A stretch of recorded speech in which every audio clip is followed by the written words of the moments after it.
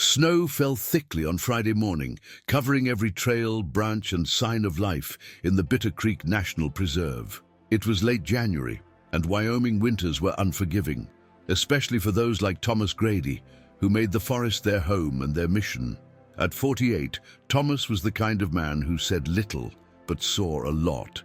His eyes were the color of the local sky itself, deep, wary blue. He lived alone in a log cabin 40 minutes from the main base, surrounded only by old maps, iron, mugs, and the boots he'd worn since his days in the ranger training camp.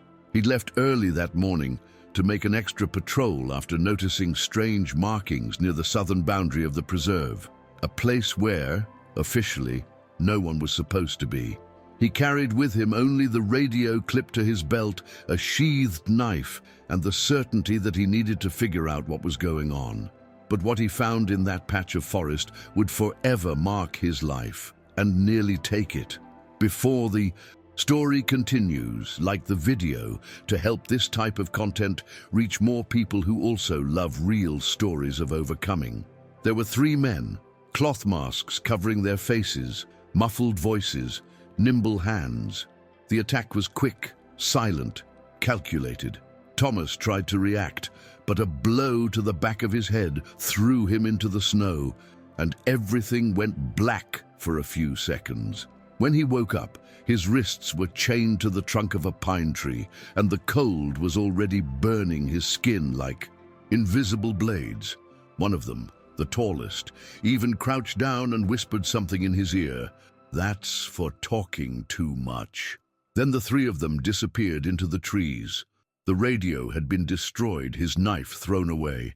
Thomas, proud and accustomed to taking risks, felt something he hadn't felt in a long time: panic. Not because of what had already happened, but because of what was yet to come, or what wouldn't come. He knew that no one would look for him right away. He was out. Of scale, he had only left an informal note at the base. The silence of the forest, which had previously calmed him, now seemed to mock his weakness.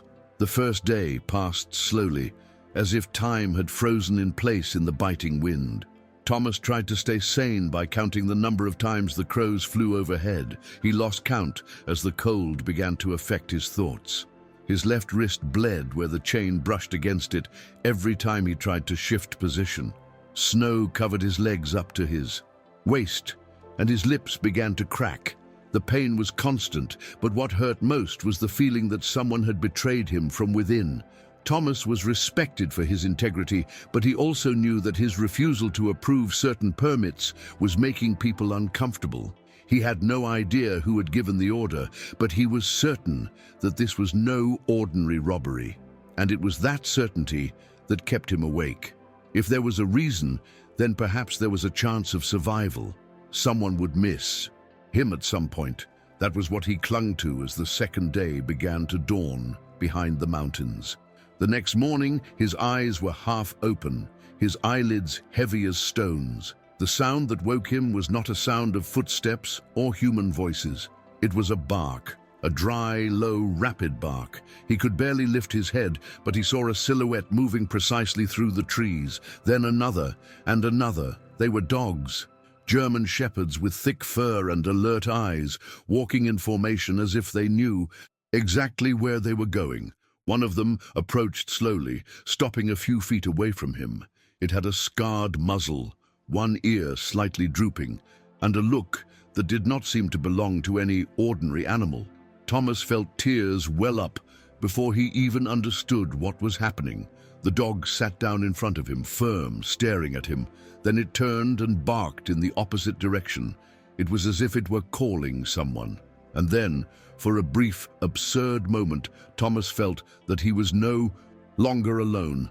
As Thomas tried to keep his eyes open, 2 more dogs approached, each standing on either side like a sentinel.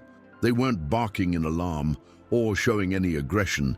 It was as if they were assessing the situation as seriously as a human rescuer. The scarred dog looked back at Thomas and, in a surprising move, gently nudged his leg with its nose, as if to say, "Hang in there." A few minutes later, one of the dogs ran off into the woods. and Thomas heard, with almost maddening relief, the intermittent sound of a radio being activated. They were trained for this. These were no ordinary dogs. This was the K9 unit of the regional patrol. He could recognize them by their tactical collars and their disciplined demeanor. They must have gotten separated from their handler during training, and now, ironically, they had found him, the ranger, left for dead, as if guided by more than instinct. The next few hours were a blur of cold, fever, and fragments of consciousness. Thomas vaguely remembers the sound of the helicopter, the smell of kerosene mixed with ice, and someone's hand squeezing his as he was carried out on a makeshift stretcher. He blacked out before he saw who had arrived, but he later learned that the dogs had guided the rescuers to the exact location. Valor, the scarred shepherd, stayed by his side the entire time, refusing to move even when told otherwise. When Thomas opened his eyes days later in the hospital in Cheyenne, the first thing he saw was Valor's nose pressed against the edge of the bed, watching. It was as if the animal carried within itself a past as heavy as the ranger's own. The connection was immediate, not through words or gestures, but through a silent understanding that exists only between survivors.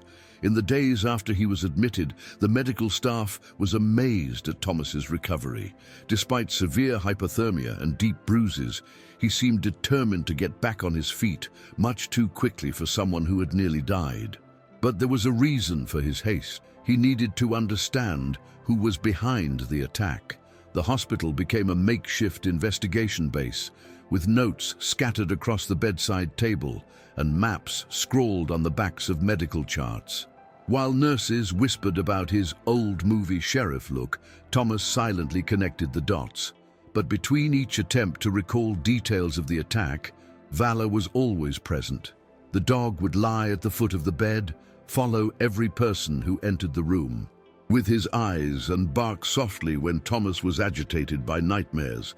There was something about this dog that went beyond training.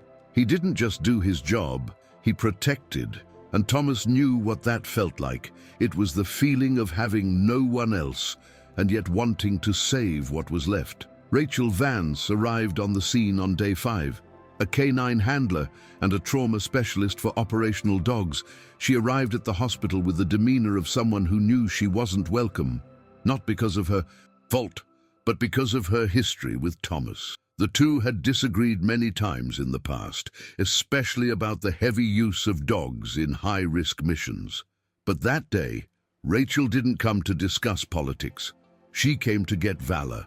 Protocol required that the dog be returned to the military kennel for evaluation and retraining. What she didn't expect was to see Thomas stand up, his feet still bandaged, and say in a dry voice, "That dog saved my life. If you take him, I'm coming with you." Rachel, who knew the weight of those words, didn't insist. She sat down on the side of the bed, let out a long sigh, and for the first time asked, "What exactly happened back there in the woods, Thomas?" Thomas recounted everything he could remember, in disconnected blocks of memory, trying to piece together the details logically, but what stood out most in his account was his certainty that the attack had been orchestrated by someone on the inside. "They knew where I would be. They knew I would be alone, and they knew I wouldn't have a radio," he said, his eyes fixed on the spot where the wall met the floor. Rachel listened in silence, taking quick notes and watching Valor's reaction, who seemed to react with unease whenever Thomas mentioned the chain or the tree. The emotional manipulation between the two was evident. The dog understood more than anyone there would like to admit. When the conversation ended, Rachel didn't say whether she believed him or not. She just stood up, smoothed down the sleeve of her jacket, and promised to do some checking. Before leaving, she looked at Valor and murmured something that only he seemed to understand. The dog approached Thomas, rested its head on his thigh, and remained there, motionless. The next few days were filled with silent tension. Thomas returned home with a doctor's note and extra security from the patrol. The cabin where he lived had been partially searched by the forensics team, but nothing relevant had been found. However, Rachel's constant presence, who now made daily visits to observe Valor, began to cause strange feelings among his colleagues at the base. Some said she was trying to cover something up. Others said she had a personal involvement with Thomas. But he didn't care. He spent his hours reviewing old reports, looking for names, dates, and small omissions that now seemed like glaring clues. It was during one of these sleepless nights that he found a forgotten detail: a permit to enter the southern zone of the reservation, dated 2 weeks before the attack, signed by none other than Sheriff Dalton, the man who had trained and promoted him and who used to say that Thomas was like a younger brother. Thomas felt his stomach turn when he saw the signature. The paper was hidden among routine documents, as if someone had tried to bury it there without much care. The permit, stamped with a backdated date, authorized a supposed environmental monitoring team to access a restricted area of the reserve, the very area where he had been captured. He knew Dalton was influential, respected, but he also knew when someone had crossed the line. And this document was more than suspicious. It was the first piece of a puzzle that, if assembled accurately, could overturn years of silence within the patrol. He printed copies, scanned them, sent them to a secure email, and hid a physical version under a loose floorboard in the kitchen. By this point, Thomas no longer trusted anyone, not even his shiftmates. Only Valor, who now slept at the foot of his bed like a loyal and silent shadow. If you're enjoying this story so far, comment below what caught your attention the most. Was it the mystery, the connection with the dogs, or Thomas's courage? It was Rachel who received the second confirmation. A source at state headquarters revealed that Dalton had been named in an internal investigation months earlier for authorizing commercial exploration in protected areas, but the case had been closed due to lack of evidence. When she brought the information to Thomas, the connection became too clear to be coincidence. They had the beginnings of a conspiracy, but accusing Dalton directly was dangerous. Not only was he Thomas's direct superior, but he was also someone with connections in the government, the local police, and even the regional press. Any rash move could backfire. That was when Thomas decided to do something different. Instead of confrontation, he would start recording conversations, watching from afar, infiltrating the very system he had previously believed to be pure. And most of all, he would keep Valor by his side, training him not just as a rescue dog but as a combat partner. The dog, who had previously seemed marked by sadness, began to move with more energy. It was as if, by Thomas's side, he too was finding a new purpose. That week, Thomas began to notice subtle changes in his colleagues' behavior. Some avoided eye contact, others whispered when he approached. Some even asked if he would rather take a longer leave of absence, as if they wanted him to disappear a little longer. But he pretended not to notice. He knew he was being watched, and this game of tension forced him to keep every step under control. He installed discreet cameras around the cabin, reinforced the lock on the back door, and began cataloging the vehicles that drove too close to the entrance. Every rustle in the woods, every interference on the radio was noted. Valor, for his part, seemed to be in a constant state of alert. Whereas before he had been a deep sleeper, now he would get up at every crack, as if he sensed danger before it even appeared. There was something in the air, a kind of veiled surveillance that made everything denser, quieter. The opportunity for confrontation came late in the afternoon when Dalton showed up at the base in his black truck, visibly irritated by the climate of distrust that had spread. He gathered part of the team in a makeshift meeting room, and Thomas insisted on being there. He carried a pen with micro-recording enabled and his cell phone in his pocket with the audio recording app hidden under the Notes app. Dalton spoke in a raised voice, trying to mask his nervousness with authority. But at a certain point, he made a mistake. He said, referring to Thomas, "That ranger decided to dig where he shouldn't. Those who dig too much end up buried." The phrase sounded like a metaphor to everyone present. For Aish, Thomas, it was a veiled confession. When he left there, he drove straight to Rachel and played the excerpt. She said nothing, just took a deep breath and confirmed, "Now we have what we need." The next morning, Thomas and Rachel handed over the recordings and documents to a trusted prosecutor in Cheyenne, someone who had previously investigated internal complaints at the time of the manipulated wildfires. Within hours, the investigation took an official turn. Dalton was summoned to testify, and, even before he appeared, he was already feeling the pressure of the siege closing in. The base was invaded by an uncomfortable silence, as if everyone knew something big was about to happen. Thomas, for his part, kept up his routine. He spent the mornings on patrol with Valor, writing daily reports and training the dog in tactical commands, strengthening their bond with each exercise. At night, he read the prosecutor's reports with obsessive attention, looking for flaws, cross-referencing data. It was as if he could only breathe when the truth was completely exposed. When the warrant for his arrest was issued, Thomas was on a mission in the far north of the reservation. He received the news on the radio and returned immediately. When he arrived at the base, he saw Dalton being handcuffed in front of everyone. There were no screams, no attempts to escape, just the cold, resigned look of someone who knows the end has come but still believes he can turn it around.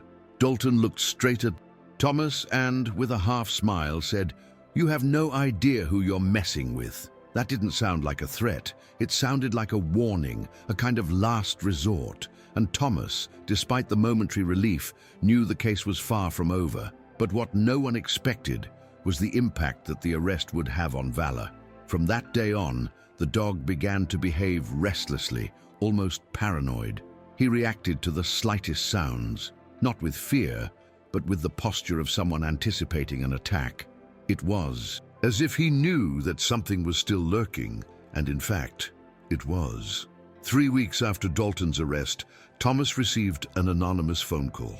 The voice on the other end was young, impatient, and spoke only one sentence before hanging up. "You shouldn't have gone that far." The number could not be traced, but the message was clear enough. That night, Thomas decided to get away from the base for a while. He grabbed Valor and some supplies and headed to an old watch hut high on a secluded plateau where he had often camped during his early patrol days. It was a safe place, out of reach of any cell phone signal and protected by thick forest. There, he hoped to gather his thoughts, review everything he had learned, and understand why that sense of threat had not gone away, even with Dalton behind bars. Valor was more alert than ever. He sniffed the air as if something were about to happen, and he never left Thomas's side, not even for a second. The attack happened on the third night. It was quick, violent, and nearly fatal. Thomas woke up to the sharp thud of the back door being kicked in. With no time to think, he rolled out of bed, pulling Valor by his vest. A shot rang out through the wall, hitting the frame where his head had been seconds before. The intruder's movements were coordinated. Someone knew the cabin's terrain well. Thomas armed himself with a spare shotgun hidden under the floorboards and shouted to scare the intruders away. But it was too late. In the chaos of the exchange of gunfire, Valor rushed at a hooded shadow that appeared from the side and was hit in the side. The sound of the impact was sharp, as if something essential had broken there. Thomas threw himself at the attacker and managed to disarm him, but the others fled, leaving behind deep footprints in the snow and the smell of gasoline in the air. Valor lay on the ground, panting, his eyes fixed on his partner, as if begging not to be left behind. Thomas pressed his hand to Valor's wound, trying to stem the blood that was running in hot rivulets through his thick fur. He grabbed his emergency radio, climbed to the highest point on the trail, and sent a coded signal to base. It was the longest 42 minutes of his life. Valor barely moaned, but the look in his eyes, that look of restrained pain, of loyalty to the last second, said it all. When the rescue helicopter landed in the makeshift clearing, Thomas walked in with Valor in his arms, ignoring his own cuts and bruises. Rachel was already waiting for them at the Tactical Veterinary Hospital. The surgery lasted 5 hours. At the end, she appeared, looking exhausted, and said simply, "He'll live, but he'll need time." Thomas didn't answer. He just sat down next to the recovery room and stayed there, motionless, for hours, watching over the dog as he had watched over him so many times. Take advantage of this moment and subscribe to the channel so you don't miss any stories like this, full of twists, turns, emotion, and courage. As Valor recovered, new clues began to emerge. The gun used in the attack was registered to a junior officer named Mark Howie, a young man who had recently joined the patrol, always quiet, always obedient, and until then, irrelevant. Rachel was the one who made the connection. Mark had been one of Dalton's protégés, someone the sheriff trusted completely. When confronted, Mark tried to flee the base and was eventually detained. During questioning, he said nothing. But among his belongings, they found notes, maps of the reservation, and a list of names marked in red, Thomas among them. And not just him. There were others, environmental investigators, retired rangers, and even a former local journalist. What had begun as an isolated vendetta now turned out to be part of a larger network, where silence was the method and power was the currency. Thomas realized that, despite his recent achievements, he was only scratching the surface of what really happened. Inside the reservation, when Valor was finally discharged, still limping and with part of his flank scraped, Thomas greeted him with a new collar, black, discreet, with his name embossed on it. It was no ordinary collar. It was a symbol. Rachel, moved, made Valor's reinstatement to active duty official there, a rare, almost unheard of thing for a dog who had been retired due to emotional trauma. But that animal was no longer the same. Neither was Thomas. They had both been through something that no training could simulate, and that was why, even with the threats, the ambushes, and the complicit silences still hanging over the base, Thomas refused the offer of a transfer. He received offers to work as an environmental consultant in Washington, as a tactics instructor in the National Guard, but he turned them all down. For the first time in a long time, he knew exactly what he needed to do, and it was there, in the forest where he had almost died, that he would do it. With the support of the DA and the new interim chief, Thomas founded the Echo K9 Tactical Unit, a small but highly trained team focused on investigating environmental crimes, intercepting insider threats, and rescuing in hostile areas. Rachel took charge of training the dogs. Thomas led the team. Valor, of course, was declared Echo's first active member with field partner status. In the first few months, they dismantled 2 illegal hunting rings, seized weapons hidden in underground compartments, and secured evidence that environmental permits had been systematically forged over the past 4 years. Every operation was meticulously planned. Every mission carried the weight of a reckoning. But even as everything moved forward, Thomas never stopped paying attention to the signals. To every radio that failed without explanation. To every footprint that appeared around the base and disappeared before dawn. To every feeling that something or someone was still watching from afar.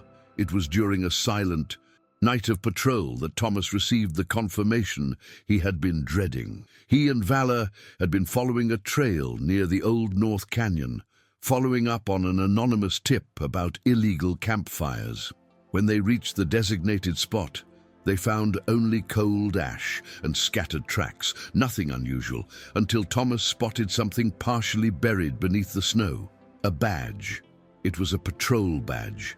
Official, authentic. But it was marked with an X, carved with a knife, as if someone had wanted to leave a message. Thomas tucked the badge into his inside jacket pocket and looked around. Valor was growling softly, the hackles on his back bristling, staring up at the treetops. There was no sound, no wind, but the entire forest seemed to hold its breath. Someone had been here, someone who knew the paths, who knew where to leave signs, and who was clearly still part of the structure. Back at base, Thomas presented his badge to his superiors. The reaction was immediate. Surprise, nervousness, and then silence. One of the supervisors avoided eye contact. Another changed the subject. Thomas left the room with the certainty he was looking for. The traitor was still among them, and perhaps he was closer than he imagined. It was in this atmosphere that he decided to reinforce Echo's armor, creating its own communication system, isolated from the base's main channels. Rachel reconfigured the dog's trackers to operate on encrypted frequencies. Patrols began to take place at random times, and reports were no longer shared with the central system. It was as if they were creating an independent organism within the corrupt structure itself, and even without concrete evidence about the new infiltrator, Thomas knew he would make a mistake. The question was not if, it was when, and until then, he would be prepared. Over the next few months, the Echo unit became more than just an operational team. It became a symbol of resistance within the reservation. Thomas and Rachel began receiving complaints directly from residents, former employees, and even former rivals. The name Valor began to circulate among the agents as a living legend. The dog who survived the impossible, who saved without hesitation, and who saw danger where human eyes failed. But for Thomas, none of this was heroism. It was necessity. He continued to sleep with a revolver on his nightstand, making notes in notebooks hidden in secret compartments, and frequently testing alternative escape routes. There were nights when he would wake up sweating, convinced that someone was in the backyard, and almost always, Valor would wake up too. The two shared the same state of wakefulness, as if peace were always temporary, a pause between two silent wars. It was on one of those nights, towards spring, that the mistake finally happened. A file had been accessed improperly on the base's internal servers, and the trace led to a terminal used by only 3 people. A discreet investigation revealed that one of the communications supervisors had copied Echo reports and forwarded them to an encrypted address overseas. When confronted, he tried to claim that he was part of an audit, but the trail was too clear. Thomas, accompanied by Rachel and the state attorney, personally conducted the interrogation. The man, under pressure, confessed in part. He said he was being blackmailed by a group that included former allies of Dalton. People who would not accept the end of the scheme. People who still had power. The revelation brought to light an uncomfortable truth. Corruption within the reservation was more entrenched than anyone had imagined. And if Thomas wanted to continue, he would have to go further than any ranger had ever gone.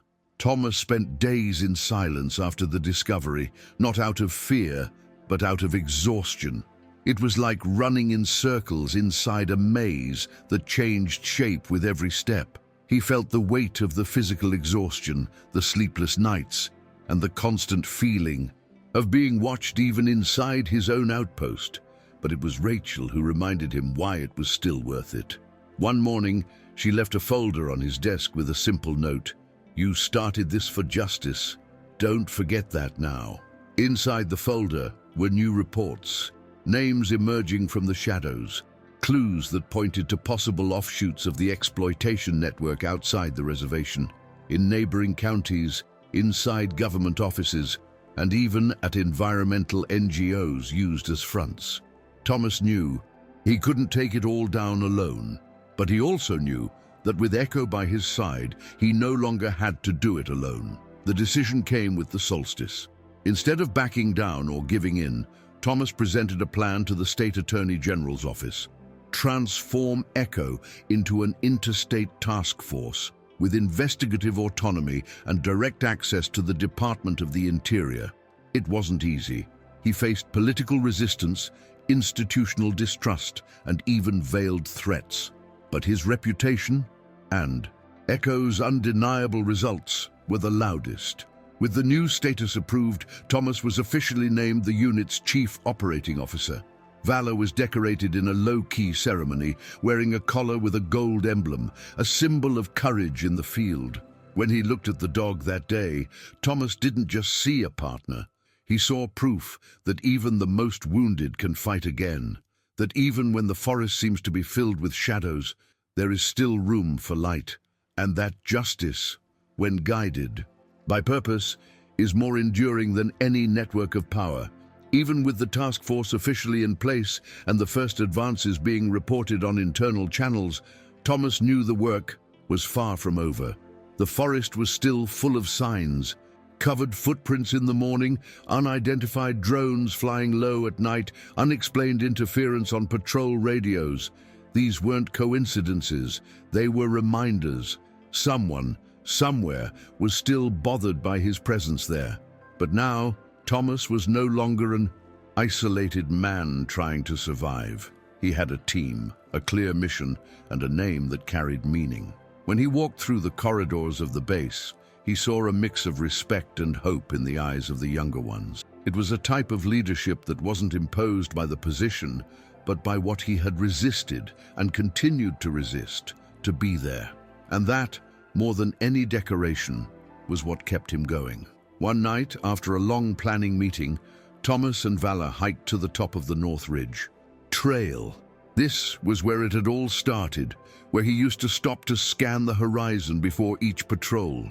Vala, now more agile, though still slightly limping, sat down beside him. Thomas removed the glove from his right hand, ran his fingers through the snow, and said softly, almost in a whisper, "We survived." It wasn't a celebration, it was an acknowledgement of all they had faced, of all that was yet to come, and most of all, of the choice to stay. Because sometimes the greatest act of courage isn't walking away. It's in continuing, even when continuing means living on the edge of uncertainty. In that moment, amid the cold and the silence, man and dog were no longer survivors. They were sentinels for something bigger, and they were ready for whatever came. The next day, Rachel walked into his office with a manila envelope. Inside was a preliminary report linking a state inspector to illegal logging on the Bitter Creek reservation. The inspector, who was part of an environmentalist delegation, had been seen several times at the base, always smiling, always cooperative. Thomas read the entire document without saying a word. At the end, he looked at Rachel and asked, "Do you think he's the last one?" She answered without hesitation, "I think he's just one more." And they both knew what that meant. The war was not over, but they also knew that they were now fighting on equal terms with tools, evidence, and courage. And that fear, although present, no longer defined their steps. That same week, Thomas installed a wooden bulletin board at the entrance to Echo Base. There, he pinned photos of the unit's dogs, maps of successful operations, and handwritten notes from locals, thanking them for the rescues. In the center, prominently displayed, was a picture of Vala in the snow, staring at the horizon, taken days after his recovery. It was a tribute, but also a reminder. Every mission has a face, a story, a scar. New recruits would always stop before the bulletin, bored before heading out into the field, some in silence, others whispering promises. Thomas watched from afar, certain that what they had built was not just a team, it was a culture, a way of resisting. In the weeks that followed, the forest seemed quieter, not peaceful, but expectant, as if everything had calmed down just enough for the next move to be planned. Thomas knew the calm was only apparent, but this time he was ready. He no longer carried the weight of doubt. He knew who he was, what he stood for, and how far he was willing to go to protect it.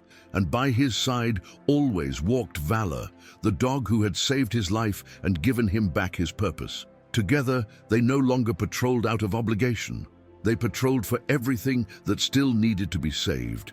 And so it is, with his boots firmly on the frozen ground and his heart attentive to the whispers of the forest, that Thomas continues.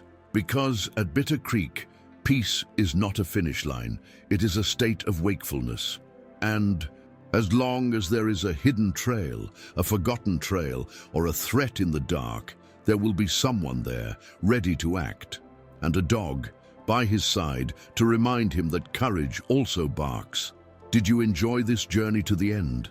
Then share it with someone who needs to be inspired by a story of loyalty, justice, and overcoming.